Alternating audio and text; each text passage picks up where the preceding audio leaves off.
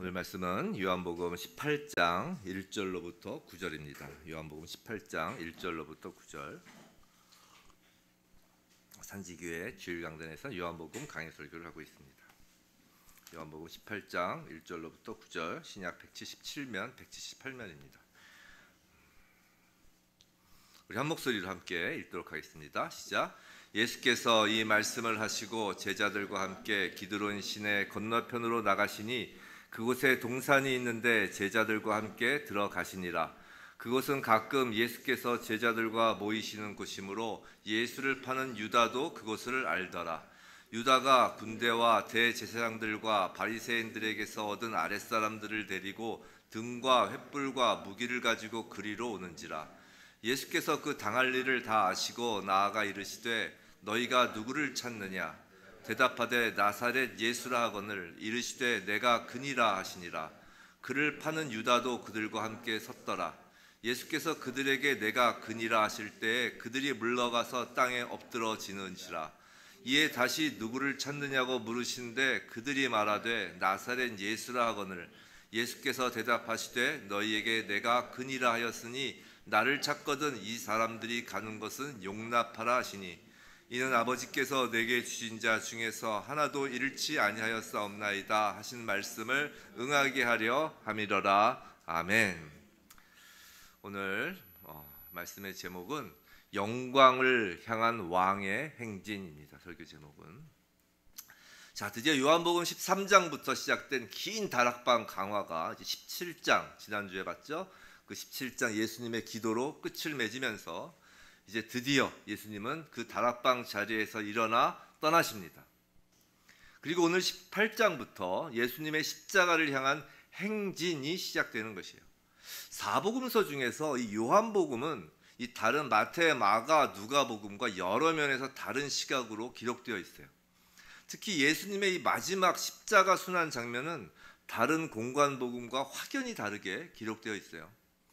가장 주목되는 것은 우리한테 너무나 익숙하고 유명한 그 예수께서 체포되시기 전에 겟세마네 동산에서 그 고뇌하며 그 기도하시던 모습, 그 땀방울이 핏방울이 되도록 그 3번 기도하시던 그 모습이 마테마가 누가복음에서는 모두 기록되어 있는 반면 요한복음에서는 아예 그 장면을 통째로 빠뜨렸다는 것이에요. 통째로 빼놨다는 것이에요.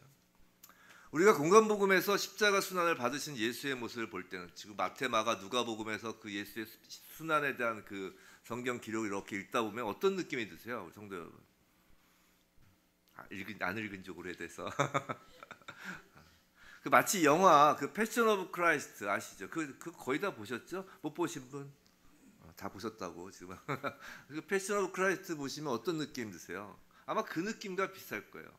막 안타깝고. 그죠? 끔찍하고 예수님 채찍 맞는 모습 보면 끔찍하고 막 눈물이 막 절로 나죠. 그 예수에 대한 연민, 그 예수 희생에 대한 한없는 죄책감, 뭐 말로 표현할 수 없는 그 울컥함이 생깁니다. 근데 요한복음에 기록된 예수의 십자가를 향한 기록을 좀 찬찬히 읽다 보면 오늘 댁에 돌아가서 한번 끝까지 한번 찬찬히 한번 읽어보세요. 그럼 그런 감정이 든다기보다는 예수의 타협하지 않는 단호함, 예수 그리스도의 의지, 결단, 그런 모습이 보이면서 좀 당당함이라는 말로 다 표현할 수 없을 정도의 예수의 위엄을 느끼게 되는 것이에요. 사도 요한은 요한복음을 기술하면서 이 요한복음을 기록한 목적을 다른 복음서와는 달리 아예 명확하게 밝히고 있어요. 난 이래서 요한복음을 기록하는 거야. 성령의 감동으로 그 요한복음의 기술 목적을 명확히 밝히고 있는데 그것이 요한복음 20장 31절입니다. 우리 한번 함께 읽어볼까요? 시작. 오직 이것을 기록함은 너희로 예수께서 하나님의 아들 그리스도이심을 믿게 하려 함이요 또 너희로 믿고 그 이름을 힘입어 생명을 얻게 하려 함이라. 잠깐만 띄워주세요. 자, 요한복음을 기록한 목적이 뭐라고요? 명확해요.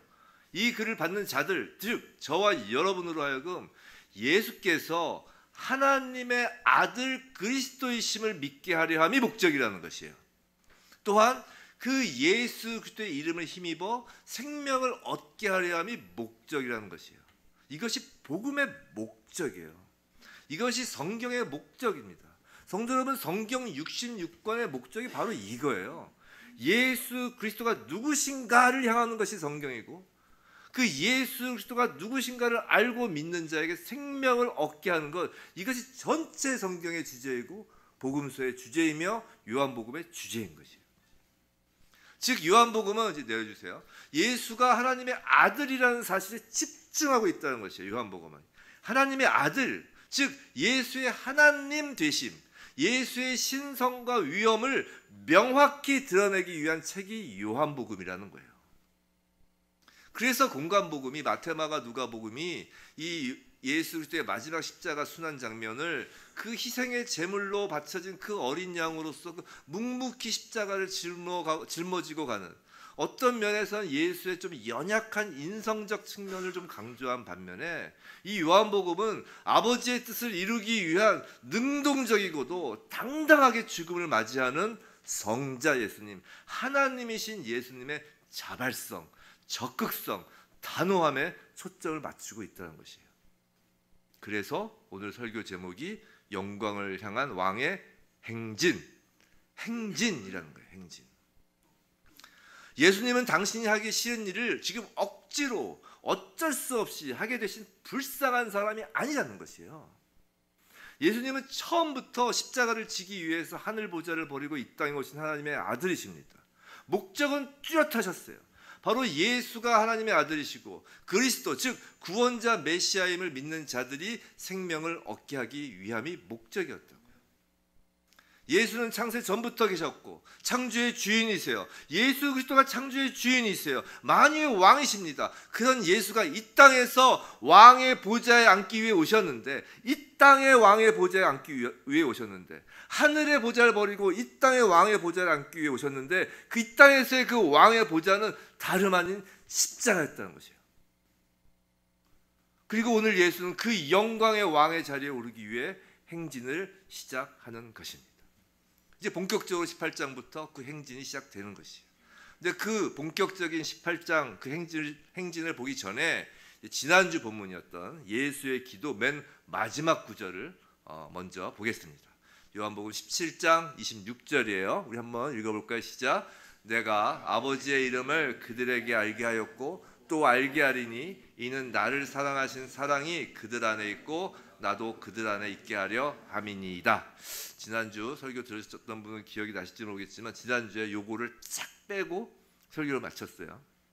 이게 이유가 오늘 하려고 싹 뺀 거예요. 오늘과 연결을 지으려고. 방금 읽은 요한복음 17장 26절은 사실 해석이나 이해가 어려운 것은 전혀 없어요. 예수의 기도 마지막인데 그 마지막 말씀은 한마디로 이제 아들 예수가 우리 안에 이제 들어오셔서 아버지 하나님이 아들 예수를 사랑하신 그 사랑을, 즉 아버지와 아들 간의 그 사랑을 이제 우리 안에도 있게 하겠다라는 뜻이에요. 예수가 우리 안에 들어오셔서. 자, 우리 기억을 한번 되살려보면 예수님의 그 다락방 강화는 13장 1절에서 시작이 되었죠. 13장 1절에서 세상에 있는 자기 사람들을 사랑하시되 끝까지 사랑하시니라 라는 말씀으로 다락방 강화가 시작됐어요. 그죠? 기억나시죠? 사랑으로 시작했습니다. 그리고 기도의 그 마지막 기도의 끝도 우리에게 그 하나님의 사랑을 심으시겠다라는 것으로 끝내시는 것이에요. 가히 사랑으로 시작해서 사랑으로 끝난 다락방 강화 예수님의 기도였던 것이에요. 그런데 그 예수의 우리를 향한 그 사랑이 이제부터 이제 18장부터 실체화된다는 것이에요. 이제 실제로 보여주겠다는 것이에요. 그 사랑을. 무슨 말씀을 드리고 싶은 거냐면 왕이신 예수의 행진은 우리를 향한 사랑의 행진이라는 것이에요. 창조주이신 하나님의 아들 예수 그리스도께서 자발적이고 적극적으로 십자가를 향하여 전진하시는 목적은 사랑하는 우리로 하여금 생명을 얻게 하기 위해서라는 것이잖아요. 즉 예수가 지금 행진하는 그 목적지는 바로 예수가 사랑하는 여러분 속으로 지금 행진하시는 거라고요. 성도 여러분, 요한복음 18장부터 시작되는 예수의 행진을 단순히 2000년 전 저 멀리 팔레스타인 땅 그 예루살렘 그 골고다 언덕을 향하여 나가는 이야기로만 읽혀지는 것이 아니라는 것이에요. 십자가에서 죄로 죽어야 할 바로 저와 여러분을 향한 예수의 행진이 시작되는 것이라는 것입니다. 오직 사망만이 운명처럼 기다리고 있는 우리의 마음속에 예수께서 침투하여 들어오셔서 우리의 마음 한복판에 그 세워질 그 사망의 십자가에 예수께서 우리 대신 달려 죽으신다는 것이에요. 예수님은 그렇게 우리 마음속에 왕으로 들어오셔서 우리의 죄를 모두 짊어지시고 죽으시고 부활하셔서 우리의 왕으로서 지금부터 영원까지 왕의 왕자에 앉아 계시는 거라고요. 그러시는 이유는, 우리의 왕이 되시는 이유는 왕이 되셔서 우리를 일꾼으로 부려 먹으려고요? 아니라니까요. 그 이유는 뭐라고요? 단 하나라고요. 우리를 사랑하셔서, 우리를 끝까지 사랑하셔서 우리에게 생명 주시기 위해서 우리의 왕으로 지금 들어오시기 시작하는 겁니다.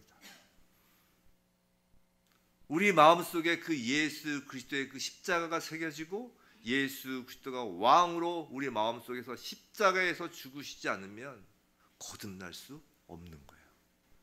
아무리 10년, 20년, 30년 교회를 다녀도 그 예수 그리스도의 십자가가 내 마음에 박히고 예수가 내 안에서 십자가에서 왕자에 앉지 않으면 우리는 거듭날 수 없는 거라고요.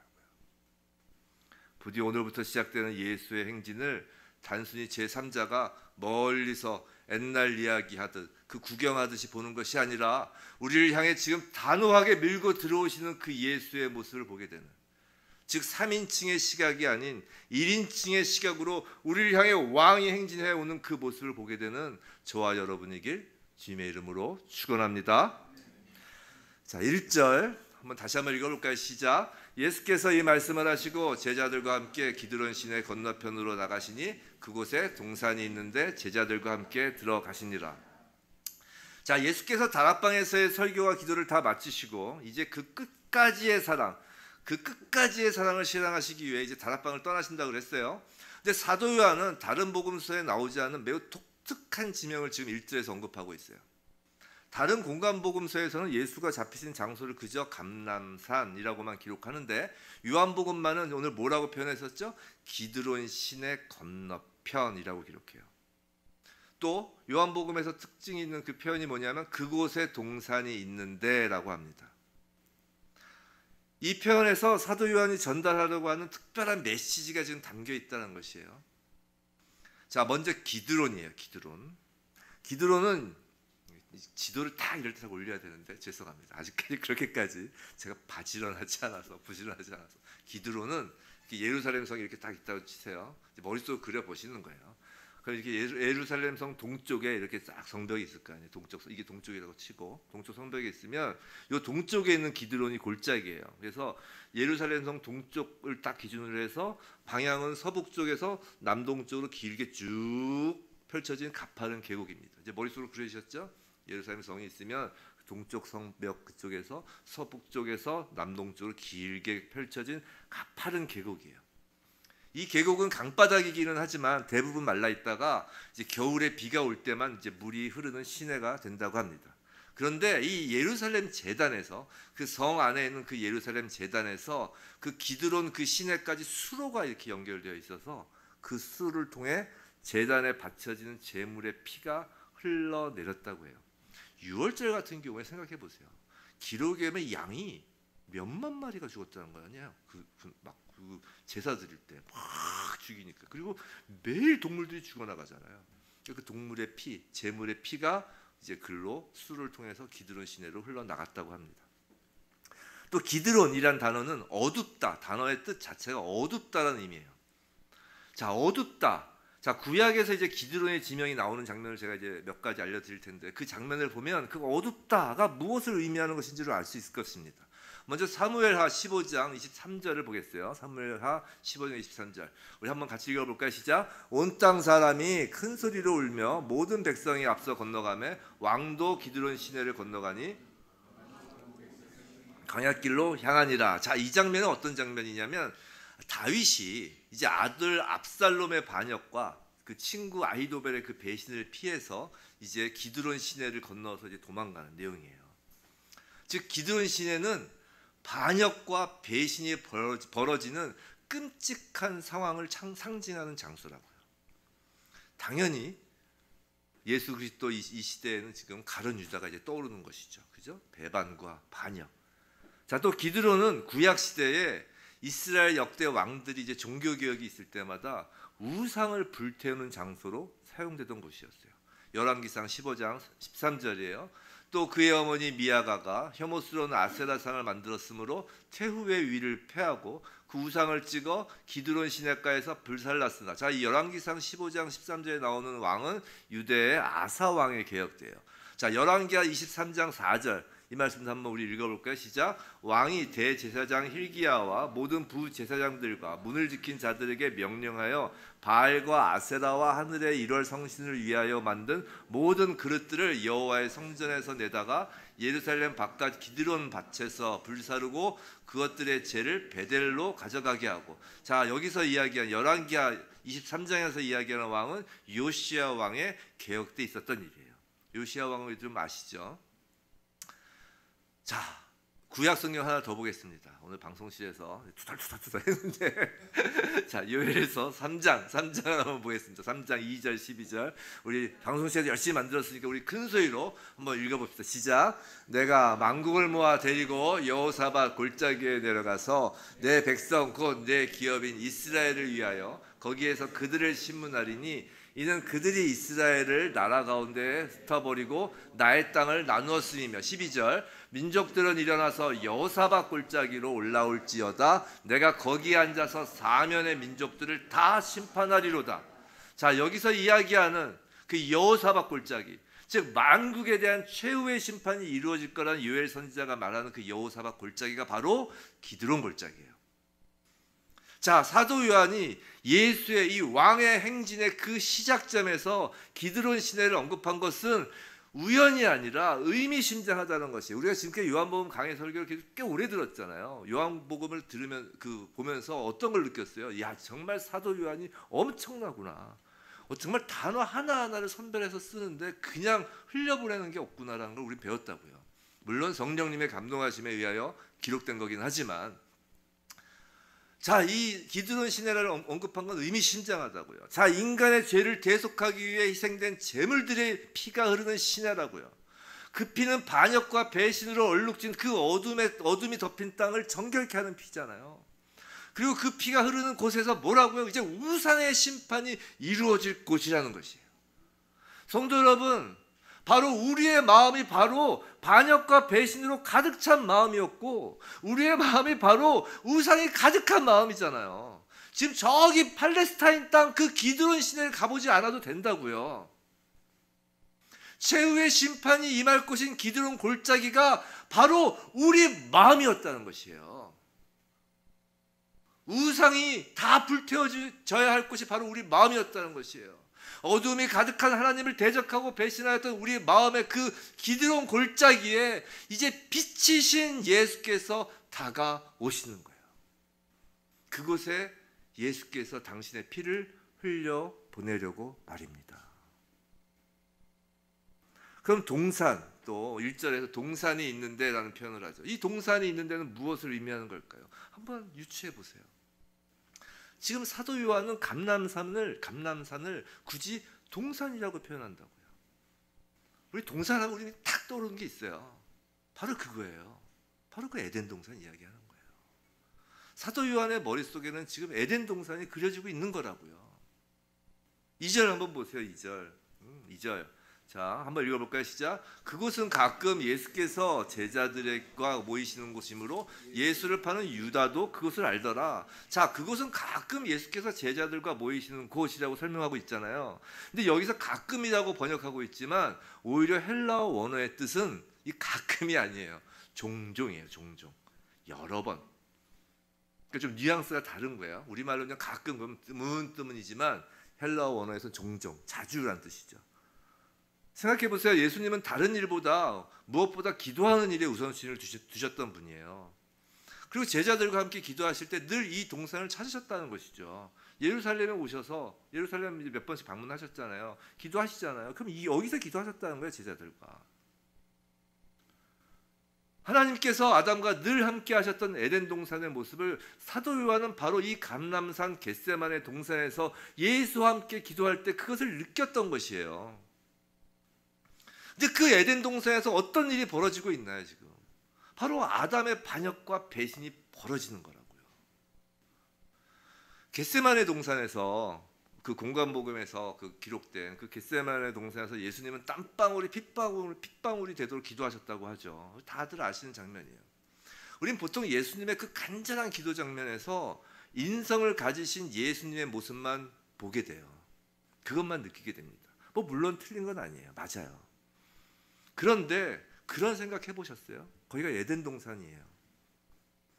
에덴 동산에서 아담의 반역과 배신을 맞이한 그 하나님의 마음이 예수님의 기도에 담겨 있다는 생각 해보셨어요? 인성으로서의 예수님은 그 잔을 마시고 싶지 않으셨을 수도 있을 것이에요.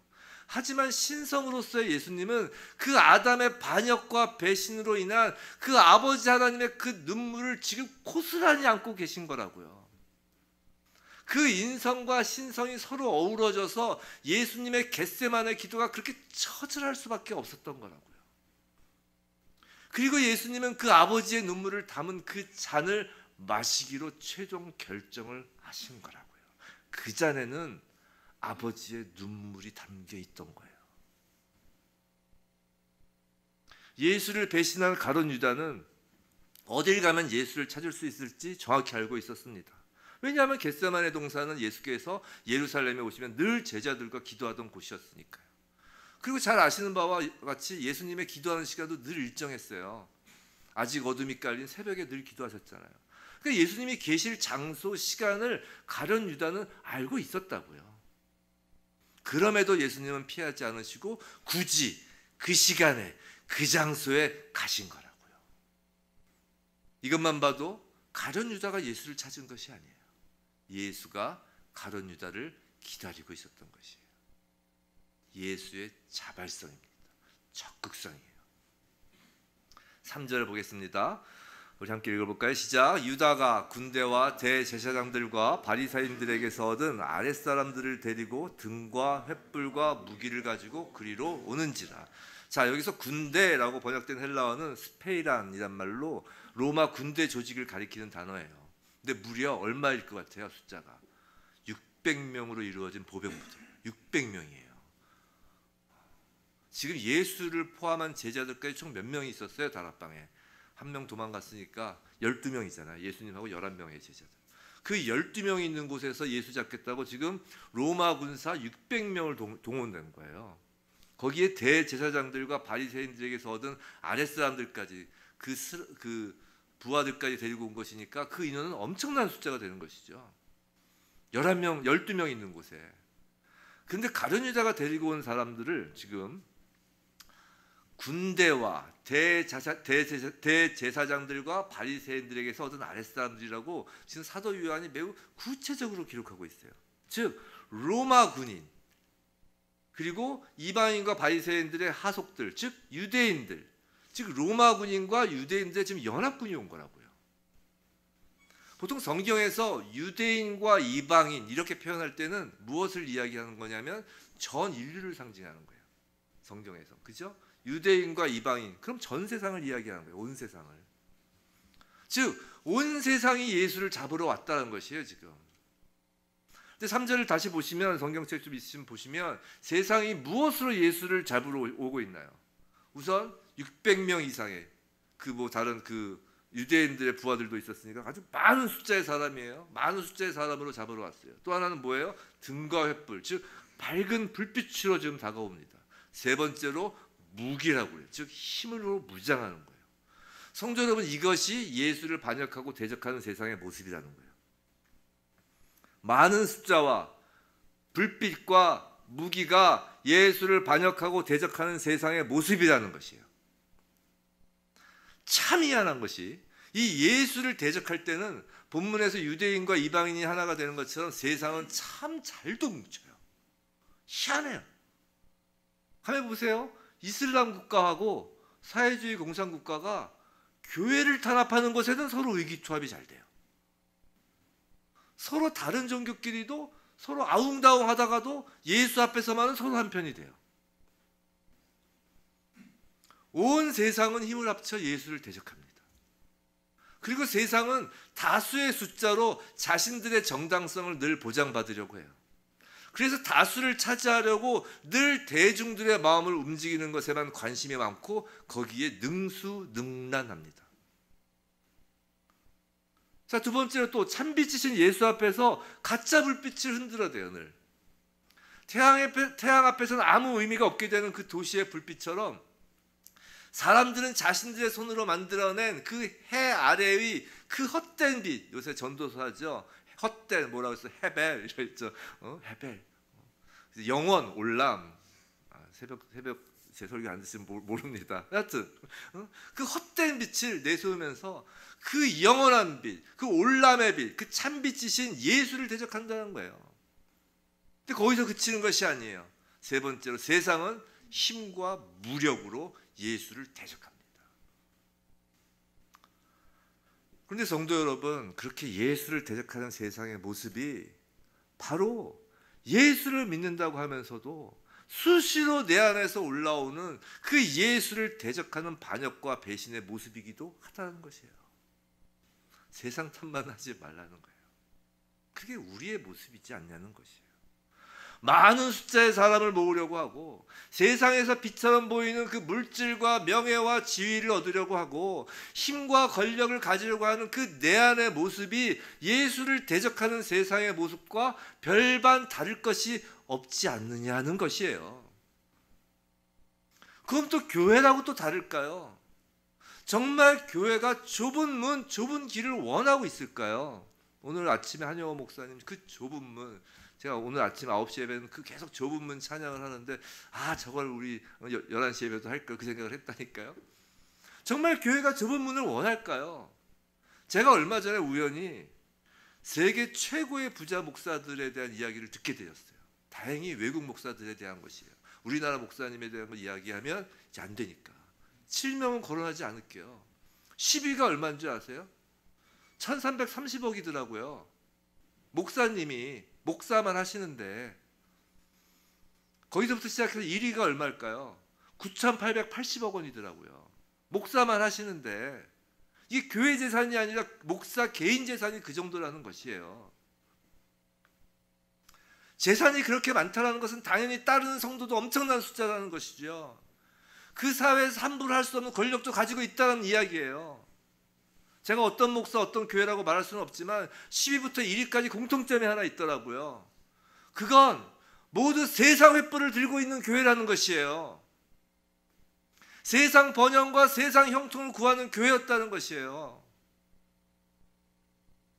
성도 여러분, 예수를 믿는다고 하면서도 자칫 방심하면 예수를 대적하는 편에 서 있을 수 있다니까요. 성도란, 교회란 예수의 십자가가 세워진 곳에 서 있어야 하는 것이에요. 언제나 십자가는 세상의 숫자와 세상의 횃불과 세상의 힘과 반대편에 세워진다고요. 심령이 가난한 자에게 천국이 임하는 것이 예수가 주신 첫 번째 복임을 잊지 말아야 한다고요. 최근 신사도 이야기를 많이 하죠. 신사도가 뭔지 아시죠? 저는 신사도가 이단이니 아니 그런 이야기 하고 싶진 않아요. 다들 열심히 예수 복음을 전하면 되지요. 근데 신사도가 뭐냐면 사도행전 당시에 사도들이 지금도 있다. 그리고 그 사도들을 통하여 교회가 성장하고 번영돼야 된다라는 것이에요. 그러면서 이제 사도들을 임명하는 거예요. 이제 각 세계 지부를 이 나라를 맡는 사도, 이 나라를 맡는 사도 이렇게 임명을 하는 거예요. 좋아요. 자기네들끼리 사도라고 하는 건 뭐라고 안 해요, 저는. 근데 신사도, 그럼 사도와 같은 모습을 보여야 되잖아요. 그들이 보이는 그 사도의 모습은 기적 행하는 것만 같다는 것이에요. 그 신사도 운동을 하시는 그 사도들 중에 정말 단 한 명이라도 예수 복음 전하다가 감옥에서 죽는 분이 있으면 저는 인정하겠어요. 단 한 분이라도 예수 전하다가 목이 잘리는 사도가 있으면 인정하겠어요. 단 한 분이라도 사도 바울처럼 모든 걸 버리고 정말 자기 재산 다 버리고 복음을 전하면 인정하겠어요. 근데 신사도 운동하시는 분들이 그렇지 않잖아요. 그래서 저는 인정을 못하는 거예요. 제가 아는 사도들은, 제가 아는 12사도들은 다 그렇게 죽었어요. 제가 아는 사도들은 자녀들에게 교회를 물려주지 않았다고요. 이름도 없어요. 자녀들 이름도 없어요. 다 이름 없는 곳에 가서 죽고 목 베이고 돌 맞으면서 도망 다니면서 전도했다고요. 환호 받으면서 선교한 사람이 어디 있어요, 사도들 중에. 신사도라면, 정말 자신들이 사도라면 그렇게 살란 말이에요. 번영하는 게 아니라. 신사도 운동이 교회 성장론에서 시작된 거 아니에요. 교회 성장론에서. 사람 모으는 방법으로 시작한 거라고요. 그래서 저는 이단이라고는 얘기 안 해요. 열심히 하셔서 복음 전하는 건 좋아요. 아볼로도 좋고 사도 바울도 좋고 다 좋다잖아요. 하지만 사도라 칭하지 말란 말이에요. 감히. 갑자기 흥분했습니다. 여하튼 자, 이 땅의 역사 속에서 오늘 겟세마네 동산의 일은 계속해서 벌어지고 있다는 것이에요. 그리고 우리 자신이 지금 어디에 속해 있는지를 스스로 물어보아야 하는 것이에요. 내 마음이 기드론 시내를 건너는 예수에 속해 있는지, 아니면 군대와 횃불과 무기를 든 세상에 속해 있는지 말이에요. 교회에 있어도 내 마음이 어디에 속해 있냐는 거예요. 어디에. 4절 5절입니다. 4절 5절 함께 읽어볼까요? 시작. 예수께서 그 당할 일을 다 아시고 나아가 이르시되 너희가 누구를 찾느냐? 대답하되 나사렛 예수라거늘 이르시되 내가 그니라 하시니라. 그를 파는 유다도 그들과 함께 섰더라. 자, 예수를 잡으려는 무리들 앞에서 주도적으로 예수가 먼저 나서시잖아요. 그죠? 다 아시면서도 너희가 누구를 찾느냐라고 물으세요. 이 너희가 누구를 찾느냐라는 질문은 그 너희들, 즉 세상의 정체를 밝히시는 거예요. 즉 예수를 대적하려고 찾는 자가 세상이라는 것이에요. 세상의 모든 자들, 자신의 손에 횃불을 들려고 하는 자들, 무기를 들려고 하는 자는 오늘도 예수를 대적하고 예수를 잡으러 오는 자라는 그 정체를 지금 밝히시는 질문이에요. 그들에게 내가 그니라, 에고 에이미, 나는 나다 라는 하나님의 신성을 나타내는 말을 지금 예수께서 하십니다. 그러자 6절, 예수께서 그들에게 내가 그니라 하실 때에 뭐라고요? 그들이 물러가서 땅에 엎드러지느니라. 엎드러지느니래요. 이 장면은 시편 27편 2절에 이런 말씀이 있어요. 제가 읽어드릴게요. 악인들이 내 살을 먹으려고 내게로 왔으나 나의 대적들, 나의 원수들인 그들은 실족하여 넘어졌도다. 메시아 시편인데 이 실족하여 넘어졌도다라는 말씀이 지금 성취되는 그 말씀이에요. 자, 하나님의 권위와 위험 앞에 세상은 땅에 엎드러질 수밖에 없다라는 것이에요. 엎드러지는 거예요. 뭐 신사도 이야기를 했으니까 하는 김에 간혹 사람을 뒤로 넘어뜨리는 일을 하는 소위 은사자들이 있어요. 많이 보시잖아요. 뒤로 팡팡 넘어뜨리는. 근데 그분들이 이제 이 구절을 가지고 자신들의 사역이 예수와 사역과 같다고 하는 사람들이 있어요. 엎드러지지 않느냐는 것이죠. 근데 가만히 보세요. 예수가 신성을 나타내자 사람들이 뒤로 넘어갔다는 이야기가 아니에요. 이건 뒤로 넘어졌다는 말은 없어요. 성경 어디에도. 앞으로 엎드러지죠. 예수를 만나면 앞으로 엎드러지는 거예요. 그 권위 앞에 나도 모르게 무릎을 꿇고 엎드릴 수밖에 없는 거라고요. 뒤로 넘어지는 건 제가 봤는데, 뒤로 넘어질 때 저도 그런 거 많이 봤어요. 이렇게 기도 뭐 하다 기도원이나 그러면 팍 하면 펑펑 넘어지죠. 안수 딱 하면. 근데 뒤에 사람이 안 받쳐주고 있으면 안 넘어져요. 진짜. 저 그거 뒤로 넘어져서 뇌진탕 당했던 사람 한 번도 못 봤어요. 왜냐하면 뒤로 넘어질 사람이 없으면 자기도 모르고 손을 딱 짚어요. 그 넘어진 게 아니지 그거는. 왜냐하면 그 상황에서 넘어질 수 있어요. 우리 옛날에도 봤잖아요. 그 기공하는 사람이 막 사람 넘어뜨리는 것도 보고 뭐 저도 뭐 말로 설명할 수 없는 현상들이 있겠죠. 그런데 확실한 건 제가 여러 번 봤지만 뒤에 받쳐주는 사람이 없으면, 아니면 최소한 쿠션, 아주 이만한 쿠션 없으면 넘어지는 사람 없어요. 큰일 난 거예요. 본능적으로 넘어지다가 탁 손잡지. 엎드러지는 겁니다. 예수를 만나면 앞으로 꼬꾸라지는 거예요. 우리 권투할 때도 권투할 때 빵 맞으면 럭키펀치 맞으면 뒤로 딱 넘어지잖아요. 뒤로 딱 넘어지는 다운되면 어떻게 해요? 바로 일어나요. 근데 정말 다운되는 사람은 어떻게 돼요? 앞으로 꼬꾸라지면 못 일어나요. 그럼 끝난 거예요. 예수를 만나면 앞으로 꼬꾸라진다고요. 근데 권투에선 그런데 세상은 그렇지 않아요. 그렇게 엎드러진 세상도 참으로 집요하게 포기할 줄 모릅니다. 그것이 7절 8절이에요. 우리 한번 읽어볼까요? 시작.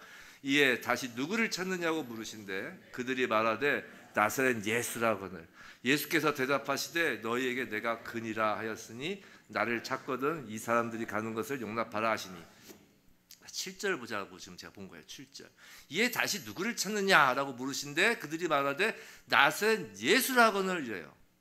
평소 이 장면을 보면 좀 의아하다라는 생각이 들지 않았어요? 분명히 예수께서 처음에, 이거 두 번째 내가 그니라라고 하신 거잖아요. 근데 첫 번째 내가 그니라 에고 에이미라고 하셨을 때는 사람들이 땅에 엎드러졌어요. 꼬꾸라졌다고요. 그럼 그 사람들이 포기할 만하잖아요. 소위 하나님의 임재를 경험한 것이라니까요. 본인이 원든 원치 않든 하나님의 임재는 본인이 원해서 경험하는 게 아니에요. 그냥 하나님의 임재하시면 경험하는 거예요. 이 사람은 경험했어요. 어쨌든 엎어졌다고요. 그런데 포기하지 않는다는 것이에요. 그리고 또다시 예수께서 내가 그니라 라고 하셨는데 이번에는 아예 뒤로 물러나지도 않고 땅에 엎드러지지도 않아요. 성도 여러분, 이게 죄에 빠진 세상의 모습이에요. 요한계시록 보세요. 그렇게 여러 번, 아주 수도 없이 하나님이 여러 가지 재앙을 통해 돌아와라 돌아와라 돌아와라 해도 안 돌아간다니까요. 처음에는 움찔해요. 막 자연 재앙이 막 오면 처음에 움찔해요. 아, 마지막 때인가 보다. 나중에는 눈도 깜짝 안 해요. 기본적으로 자신들이 작정하고 들어선 그 자신들의 길을 돌이키지 않는 것, 그것이 뿌리 깊은 죄의 속성이라는 것이에요. 그럼 예수를 믿는다고 하는 우리는 어떨까요? 우리는 예수님을 딱 한번 극적으로 만나고 나서 이제 늘 그 이후부터, 늘 그 다음부터 예수님 앞에서 엎드러진 모습으로 늘 살아가고 있을까요? 전 안 그래요. 여러분은 그러세요? 딱 한번 딱 극적으로 만났어. 자, 그 다음부터 남은 생 동안 늘 하나님 예수님께 엎드러진 모습으로 살고 있냔 말이에요. 아닐 거예요. 저만 이상한 사람 아니죠. 다들 아니실 거예요. 그런 것처럼 이렇게 앉아 계시지 마세요. 저 혼자 무안해. 다 아니실 거예요. 분명히 예수님 만나고 회개하고 예수를 믿는다고 하면서도 예수님이 우리의 주님이라고 분명히 했는데 조금 지나면 언제 그랬냐는 듯이 슬그머니 일어나 다시 횃불 쫙 들고 몽둥이를 쫙 들고 서 있는 내 모습을 발견한다고요. 나중에는 이제 타성이 붙어서 예수님이 내가 그니라 라고 해도 네, 알고 있어요. 알아요. 그러니까 이렇게 예배 드리잖아요. 그러니까 헌금해 드렸잖아요. 그러니까 봉사도 하고 전도도 해 드리잖아요. 단기 선교도 가고요. 그러니까 내 손에 잡고 있는 횃불, 내 손에 잡고 있는 이 무기, 내가 힘으로 삼고 있는 것들은 가만 놔두시라고. 내가 해 드린다니까 나머지는. 라고 뻔뻔스럽게 참빛 되신 예수님 앞에 가짜 빛을 붙잡고 서 있는 거란 거예요. 아까 그 10대 목사들처럼 말이에요. 그 사람도 이상한 게 아니에요. 우리라고 다를 것이 하나 없다는 것입니다. 그런데 성도 여러분, 우리 예수님은요, 세상 속에서 자기 사람들을 사랑하시되 뭐라고요? 끝까지 사랑하신다고 약속하셨다고요. 우리를 향해 그 사랑의 행진을 해오고 계신 거라고요. 우리의 그 반역에도 불구하고, 우리의 그 배신에도 불구하고, 우리가 횃불과 무기를 들고 있음에도 불구하고 우리 안으로 돌격해 오신다고요. 우리 안에 예수를 대적하는 그 모든 죄악을 십자가로 무장해제시키기 위해서 행진을 시작하셨다고요. 성도 여러분, 이 시간에 이 뒤에 있는 예배당에 걸려있는 십자가를 바라보지 마세요. 우리 마음 안에 세워진 십자가가 있는지를 보시기 바랍니다.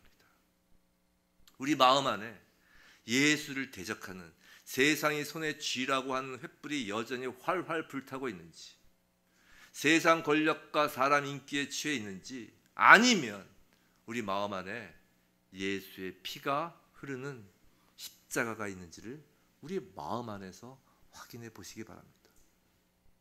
사랑하는 성도 여러분, 우리 주님은 사랑하는 당신의 사람들을 절대 포기하지 않으세요. 단 한 사람도 잃어버리지 않으십니다. 예수님은 우리의 마음에 십자가 세우기로 결정하셨어요. 우리의 마음이 골고다로 정해지신 거라고요.